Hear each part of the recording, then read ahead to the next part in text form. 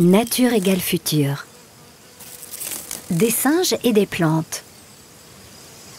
Certains groupes de grands singes, comme ces chimpanzés qui vivent en Ouganda dans le parc de Kibale, ont un régime alimentaire composé d'environ 300 aliments, mais ils sont aussi capables de choisir des aliments particuliers lorsqu'ils sont malades.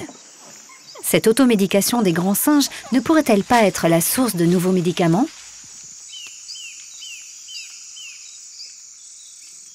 Je travaille sur les chimpanzés depuis environ une vingtaine d'années, tout d'abord en République du Congo et aujourd'hui en Ouganda, dans les forêts tropicales. Je me suis intéressée tout particulièrement à leur comportement alimentaire et plus spécifiquement aux individus qui étaient malades afin de savoir s'ils mangeaient quelque chose de différent des individus sains. Et donc parmi ces 300 aliments, certains ont montré des bonnes activités médicinales, donc des propriétés qui semblent montrer qu'ils utilisent ces plantes pour améliorer leur santé. La toux ou bien les diarrhées sont des signes, des symptômes qui vont attirer mon attention. Et à ce moment-là, je vais essayer de regarder par exemple s'ils consomment une certaine espèce de feuille, en particulier des feuilles rugueuses que les chimpanzés ingurgitent tout rond, sans mâcher, à jeun le matin quand ils sont parasités. Et donc ces feuilles font un effet de purge qui va permettre d'évacuer les parasites digestifs, les vers qui sont accrochés dans le tube digestif. Un autre comportement qui est facile à détecter est celui d'utilisation de plantes en usage externe. Donc par exemple, les chimpanzés vont prendre des feuilles qu'ils vont appliquer sur des plaies pour les nettoyer. Donc ça ressemble un peu à une compresse qu'on utiliserait pour nettoyer nos plaies.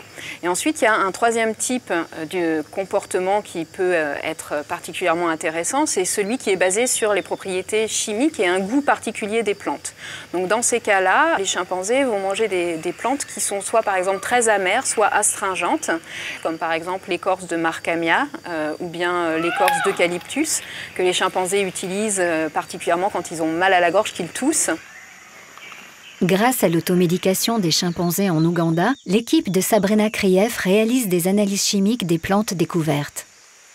Les observations des chimpanzés nous permettent de récolter les plantes, ensuite donc de les préparer pour en extraire des molécules chimiques. Ça consiste à donc faire des récoltes sur le terrain, les couper en petits morceaux, évidemment avant les identifier au niveau botanique, ensuite leur faire subir un traitement chimique pour extraire les molécules et ensuite tester les molécules sur différentes cibles qui peuvent être des bactéries, des virus, des champignons, des parasites ou bien des cellules cancéreuses.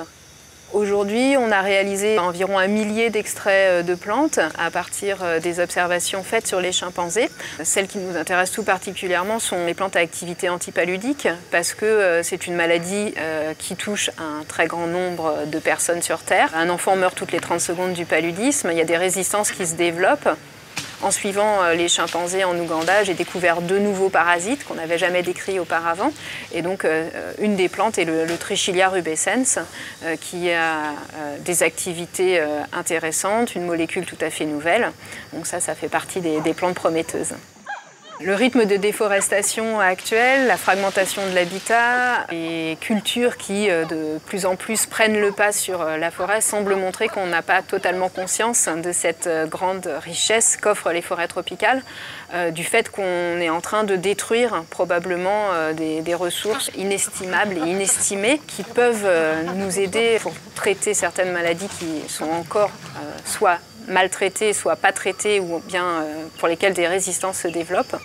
Préserver ces écosystèmes et la survie des grands singes est donc une priorité afin de trouver de nouveaux moyens pour protéger notre propre santé.